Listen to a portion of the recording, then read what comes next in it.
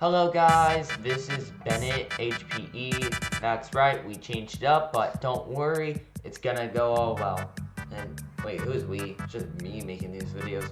Today we're gonna react to Napoleon's retreat from Moscow 1812.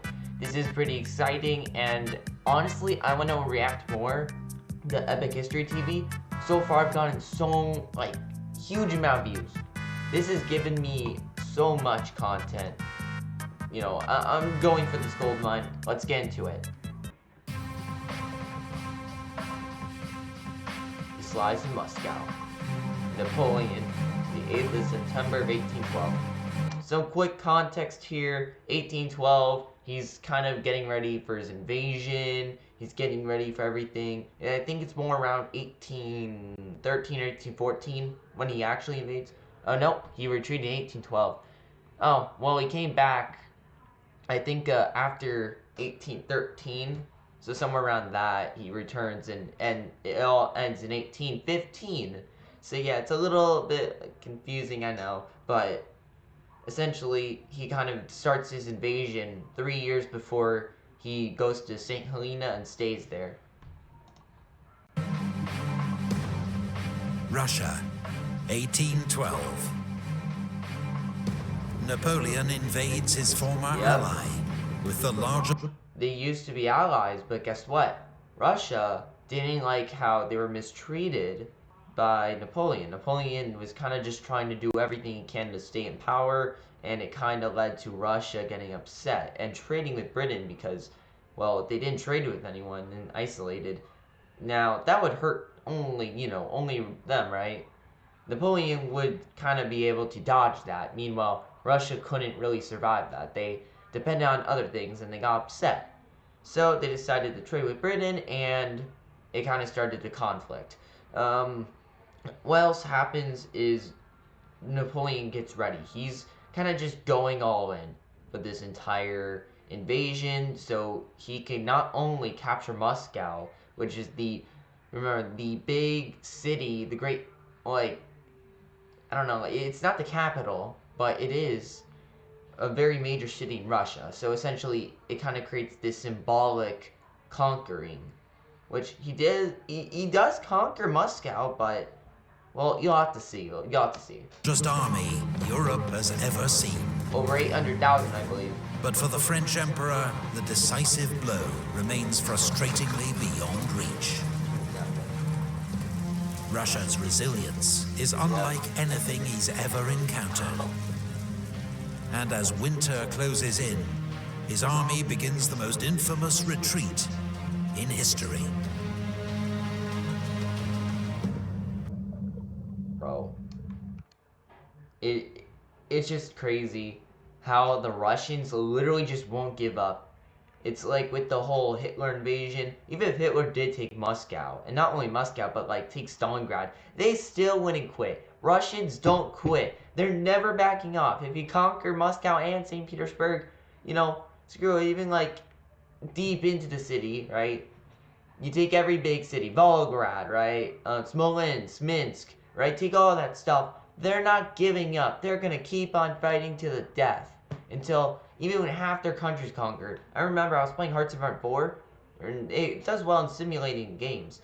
Literally, the Russians didn't quit. And it wasn't even Stalin's USSR, it was Trotsky's. When I invaded, literally, I had to invade half of all of Russia. And I still didn't, it still wasn't close. And then finally, I conquered it, and I had to conquer over half of all of Russia. And that's just really stupid, man.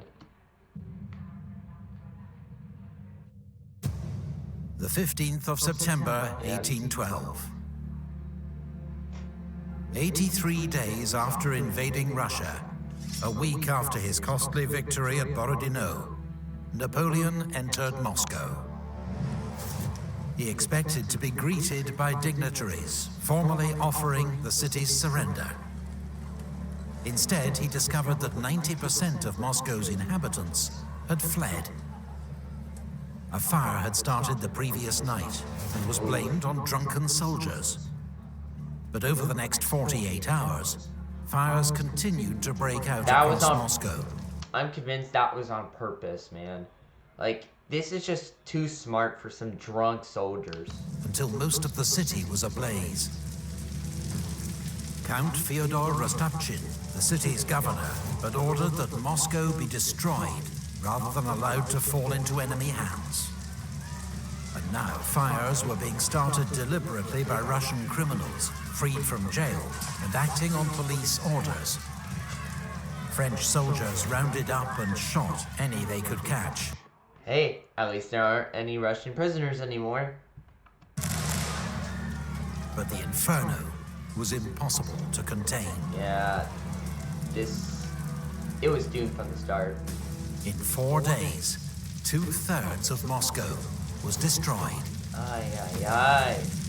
With the fires finally under control, How is Napoleon's Moscow still soldiers standing turned their today? attention to systematically looting the ruined city. Bro, this city has gone through so much pain. Like, man, they got invaded by the Mongolians, and then they got invaded by, like, you know, Napoleon. They had to deal with destroying 2/3 of their entire city. Like, what? Really?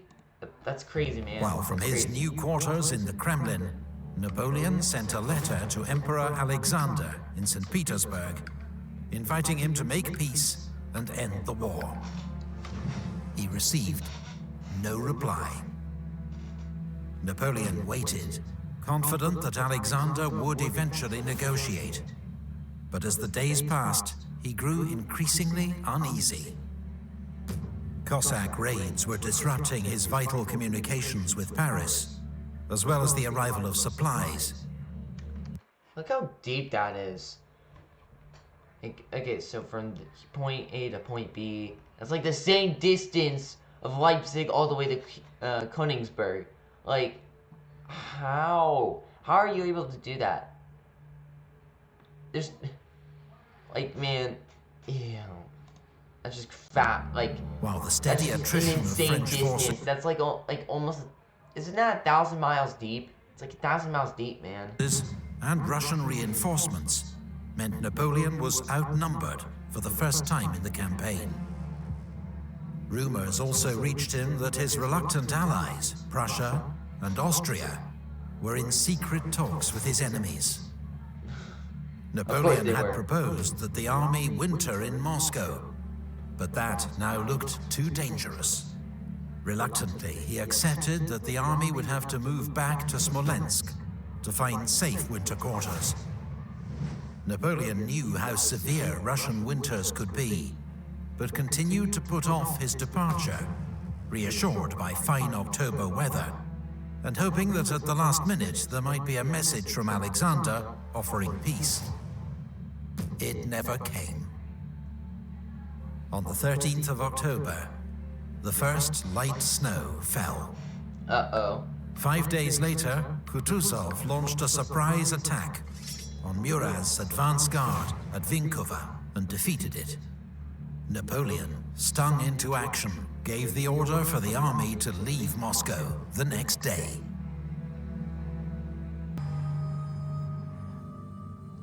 Now is the moment my campaign begins. Emperor Alexander, Russia, St. Petersburg.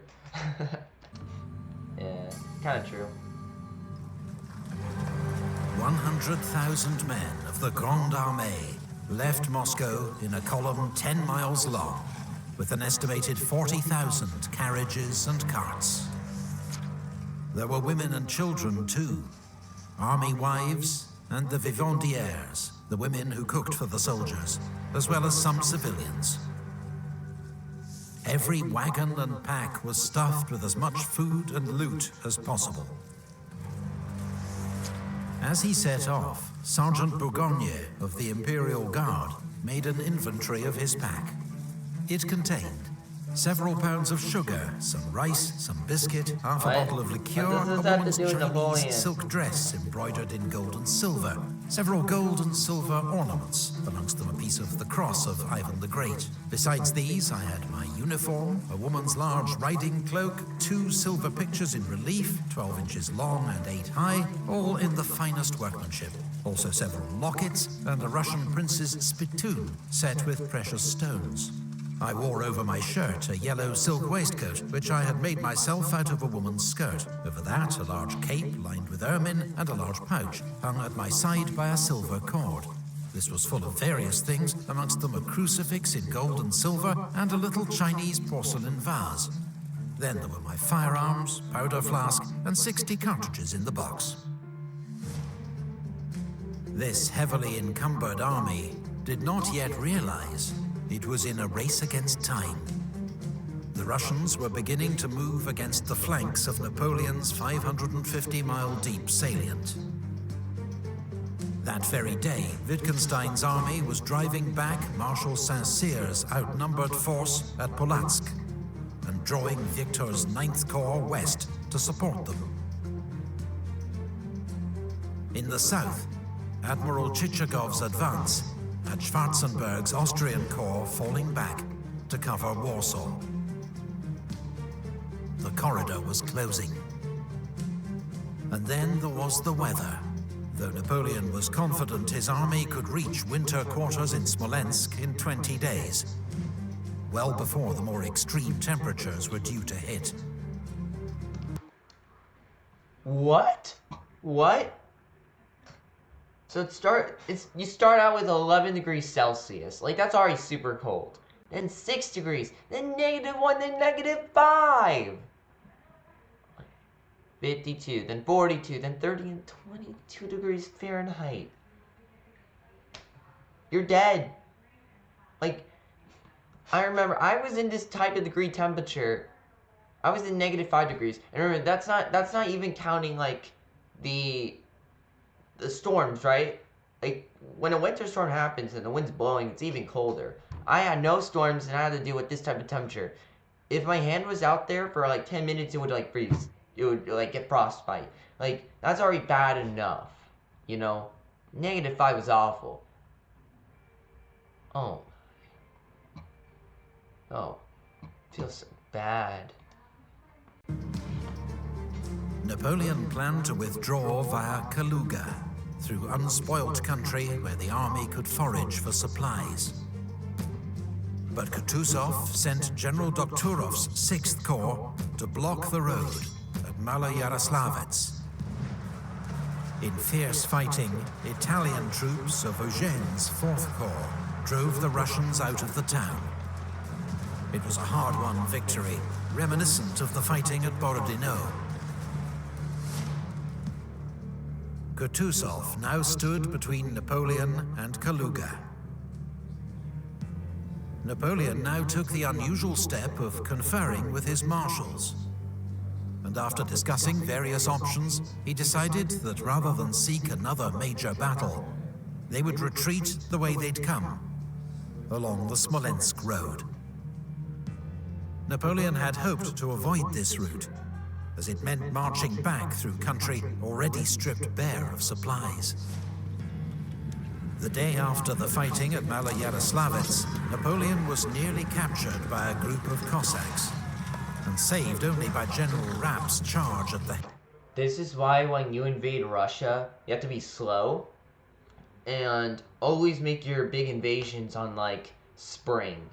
Like, always start spring or summer, or maybe even really, really, really early autumn. Don't have your massive assault ever near winter.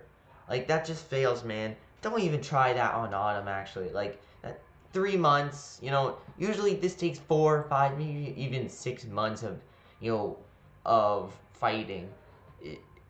In, like, World War I, that took 4 years. The Germans were pretty clever. They didn't try to go all out. They were kind of just going step by step and bringing the right materials for the right timing. So, like, that was pretty clever. Napoleon just went all in, just like every single other person. Like, the Germans in World War II, guess what they do? Big invasion. You gotta be a little slow and steady. To be fair, though, you couldn't really, like, you know, it was already way too powerful. You know, Stalin was already way too strong. So I can understand that, but at the same time, I think that the Germans during World War I had much stronger, like, much better tactics. Napoleon should have followed World War I tactics, but it was 1812, so alas, they couldn't. head of his escort. After this close shave, Napoleon had a phial of poison made up, which he carried around his neck in case of capture. Those who were too weak to carry their weapons or knapsacks threw them away, and all looked like a crowded gypsy. Napoleon's army set off on its new course, shadowed at a respectful distance by Kutuzov's army to the south.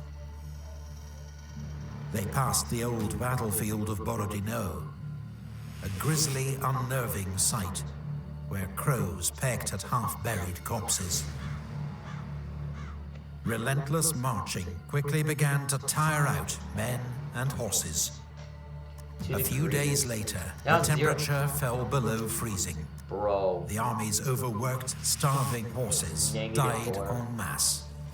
Discipline began to break down, as some drivers simply dumped the sick and wounded by the roadside to try to ensure their own survival. As the French column became increasingly strung out, General Miloradovich, commanding Kutuzov's advance... Yo, it's November right now. This is perfect timing for me to, record and watch this video. ...guard fell on Davout's rear guard outside Vyazma. For a few hours, Davout's first corps was cut off until Eugène and Ney came to his rescue. It isn't even December. The battle ended with street fighting in Vyazma as the French hastily evacuated the burning town.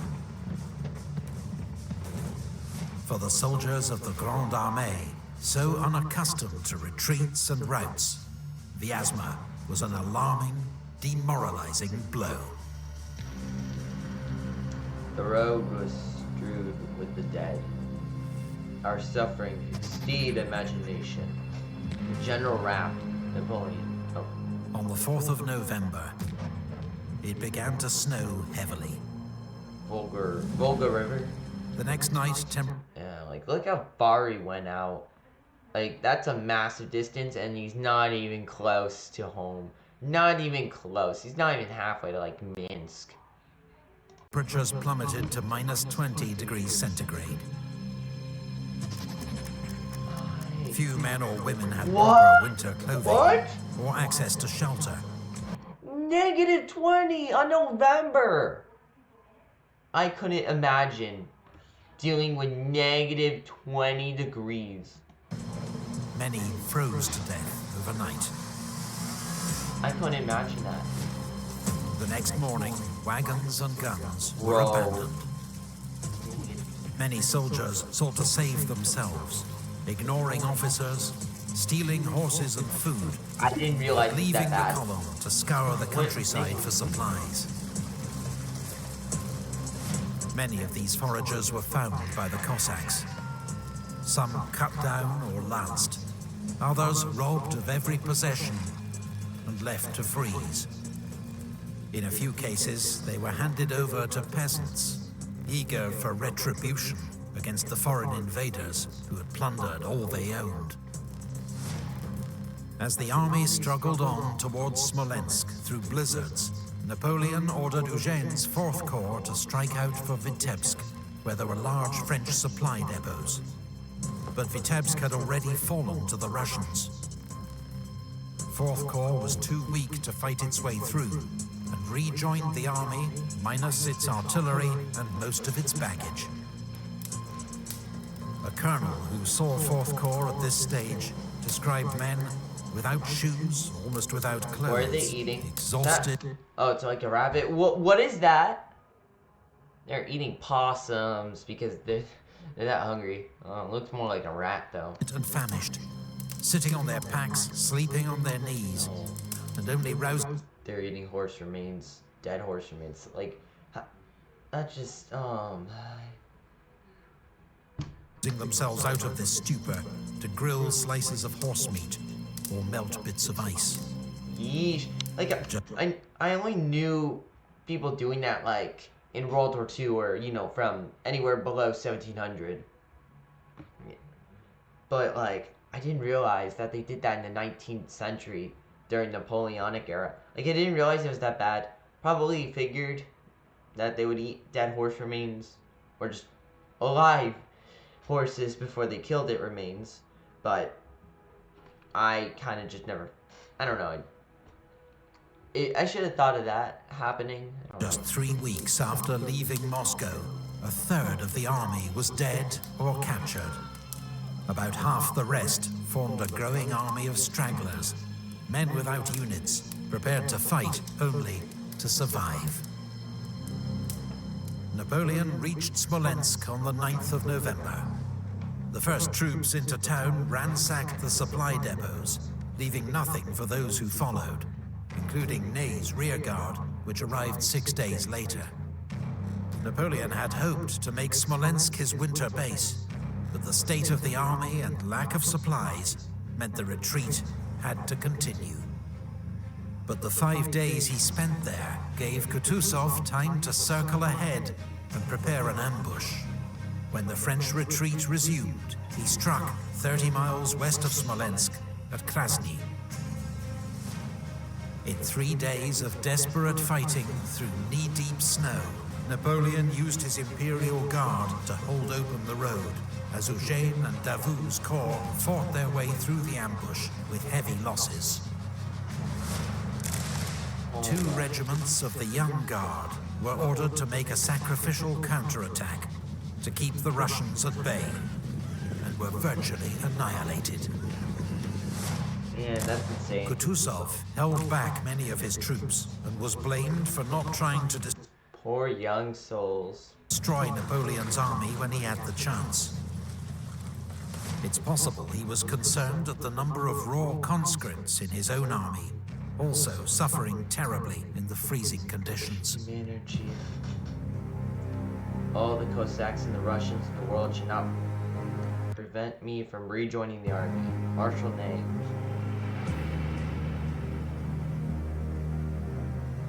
Not every French corps broke through at Krasny.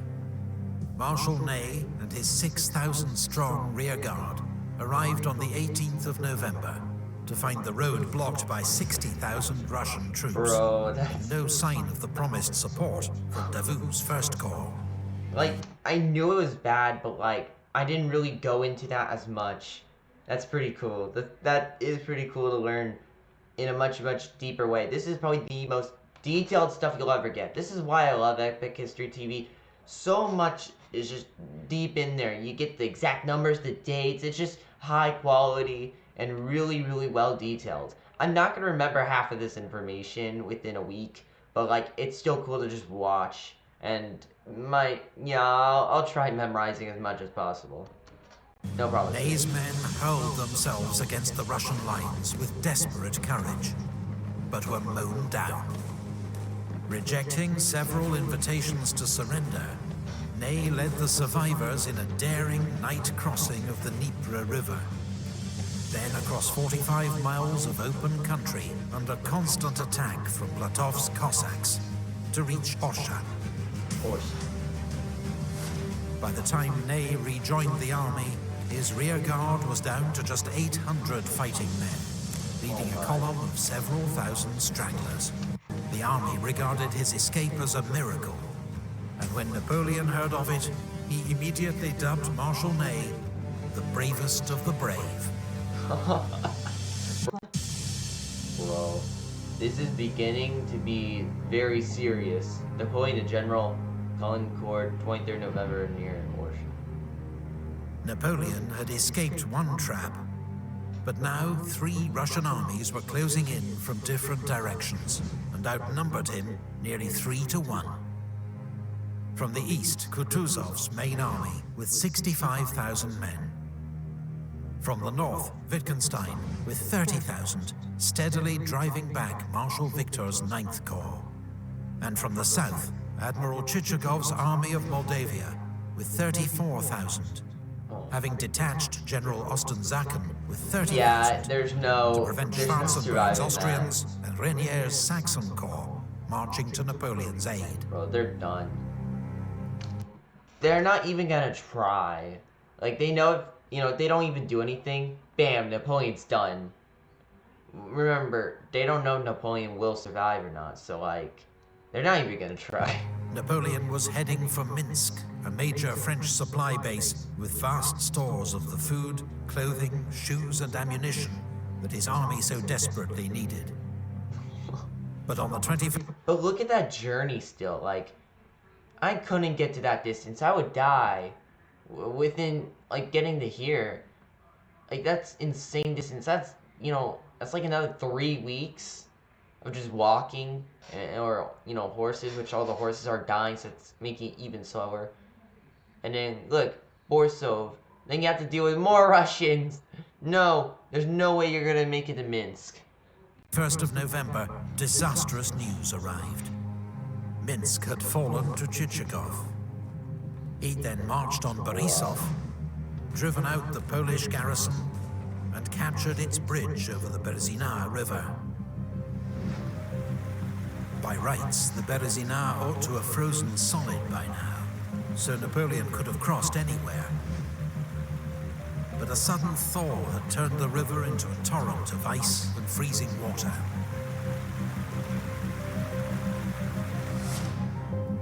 Napoleon was at least joined by the hard-fighting Marshal Oudinot and his Second Corps, which hadn't suffered as badly as the main column on its retreat from Polotsk. Oudinot launched an immediate counterattack on Borisov and retook the town, but couldn't stop the Russians burning the bridge. With no other bridge for miles in either direction, it seemed Napoleon's exhausted army was finally doomed. But there was one sliver of hope. Polish cavalry had found a ford across the river near the village of Studienka. Napoleon issued a flurry of orders. Second Corps was to fake preparations for a river crossing south of Borisov. Victor's 9th Corps, arriving from the north, was to form a rear guard east of Studienka to hold the Russians at bay, while engineers worked as quickly as possible to build pontoon bridges across the river and win Napoleon's army a fighting chance of escape. Bruh. Our situation is unparalleled. Napoleon extricates himself today. He must have the devil in him. Marshal Ney to General Rapp, 28th November, in the river of Berezina. On the afternoon of the 25th of November, General Eblé's Dutch engineers began building two 300-foot pontoon bridges across the Berezina River. They worked day and night, sometimes chest deep in freezing water, and completed both bridges in less than 24 hours. Few of the engineers survived the ordeal. Chichagov had been totally fooled by the diversion south of Borisov and was moving his troops south to face it, allowing Napoleon's army to begin crossing its rickety bridges virtually unopposed. Oudinot's Second Corps led the way to secure a bridgehead, followed the next day by the remnants of the main army. Priority was given to formed troops, still able to fight. For the time being, the army's vast crowd of stragglers remained on the far bank.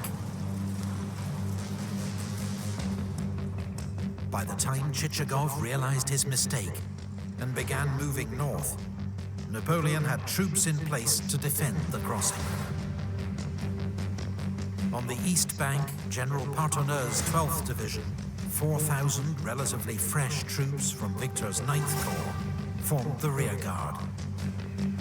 As Platov's Cossacks approached from the east, the vanguard of Kutuzov's main army, Partonneux tried to rejoin 9th Corps.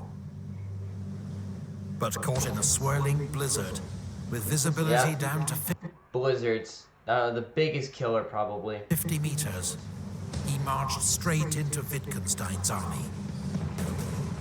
His entire division was killed or captured. The next morning, Chichagov and Wittgenstein launched coordinated attacks on both sides of the river. There was desperate fighting on the west bank, where Marshal Oudinot was, yet again, seriously wounded. But his Swiss infantry held the line, until General Doumerc's cuirassiers, the army's last heavy cavalry, charged and routed the Russians. At great cost, Polish and German troops of Victor's rearguard held off the Russians until dark, then pulled back across the bridges. For 2 nights, officers had been trying to get the vast camp of stragglers to cross the bridges when they weren't being used. But with temperatures reaching -30 centigrade, they preferred to stay put. Temperatures -30, like that's imagine December, like imagine, we're not even in winter yet, this is still technically August, or like the fall. Wow. Huddled around their fires. Man, it's freezing. At dawn on the 29th, with the army leaving and the Russians approaching, thousands of stragglers surged in panic towards the bridges. Dozens were crushed underfoot. Others fell or were pushed into the water, or tried to swim, which was certain death.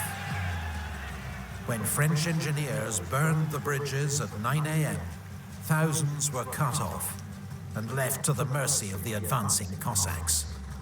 Some became prisoners.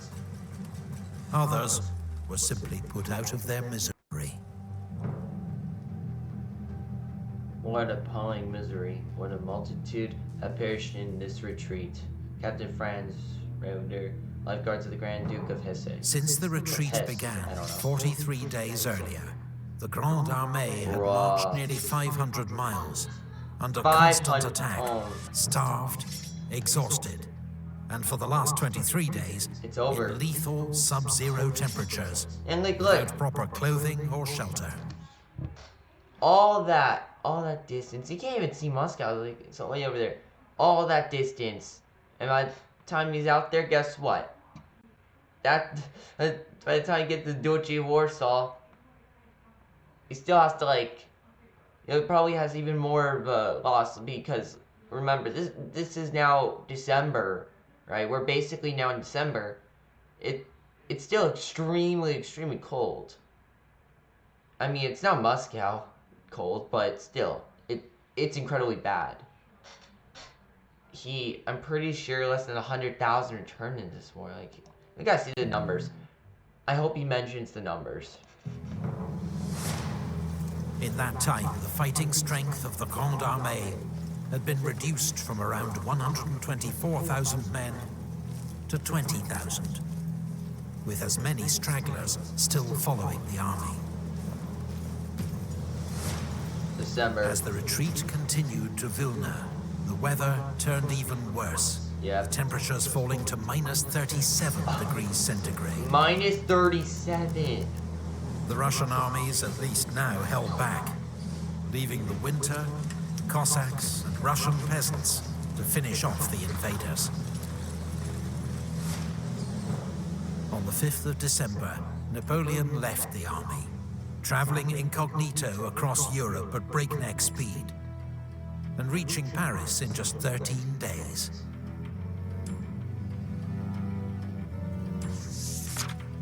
Naturally, English satirists capitalized on Napoleon seeming to abandon his... Alright, will your majesty write the bulletin? Tell them we left the army in excellent quarters, plenty of provisions, that we travel in great style. Or sorry, we should have like that French accent. Will the majesty write the bulletin? Tell them we left the army in excellent quarters, plenty of provisions. We traveled in great style. Yeah, I'm not that good. I butchered the accent, but like, doing the best I can. Just like a croissant. Defeated army. And many soldiers did regard it as an act of betrayal. Yep. Bro, Napoleon, that wasn't even the first time he did that. Like, that's not unique to Napoleon. There was also, like, when he was in Egypt, he kind of just left his men. Like, But bro. his generals supported his decision to leave. I mean, That it makes already been sense. won. You know, they don't want to be the soldiers. They just want to, get away. But, like, for real, I understand. The generals kind of have to, like, lead the armies and stuff, but, like, you shouldn't have led your men. You shouldn't have left your men like that. I don't know. This feels a bit... An attempted coup against Napoleon in Paris. And there was much work to be done to rebuild the army and reassure France's allies. On the 9th of December, 51 days after the retreat began, around 20,000 ragged survivors of the Grande Armée began crossing the Niemen River back into friendly Polish territory. According to legend, Marshal Ney was the last man across.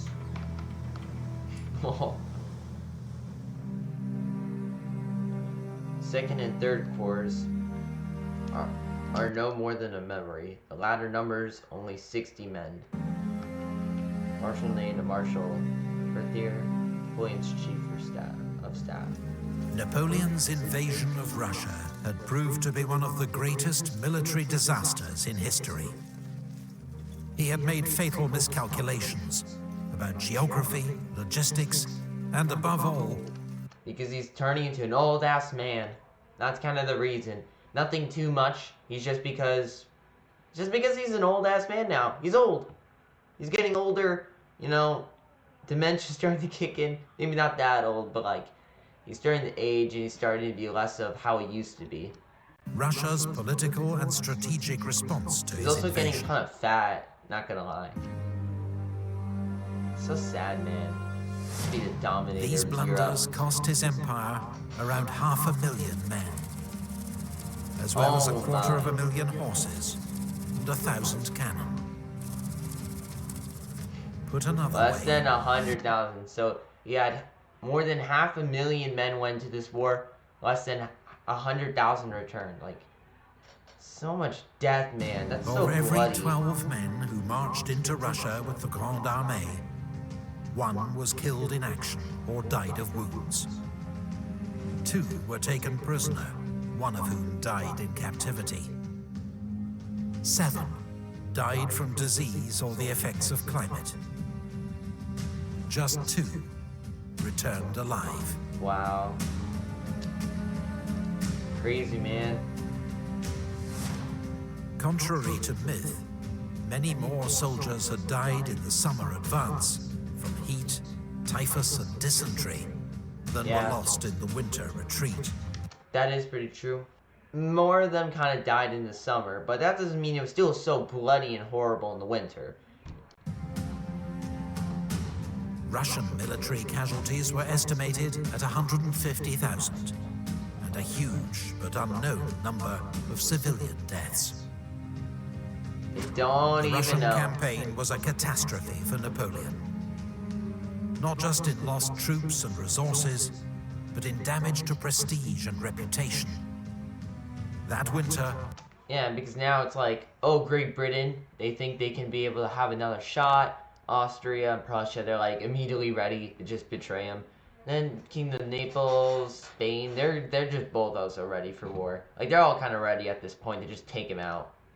all his enemies sensed weakness and prepared to Sweden. join forces Yeah, against it's the Austrians, the Swedes, the Prussians. They're all gonna gang up on him. him. But the emperor wasn't going down without a fight. Back in Paris, he admitted to his ministers, "Fortune has dazzled me, gentlemen. I've let it lead me astray. Instead of following my plan, I went to Moscow. I thought I'd make peace there. I stayed too long. I've made a grave mistake, but I'll have the means to repair it." Thank you to all. Unfortunately, he didn't have those. Oh, that was something. That was a really good video. Epic History TV makes really good content, and yeah, I think that's pretty much everything. And yeah, thank you so much for watching this video. Hope you like and subscribe to the channel, and I will see you another time. Bennett out.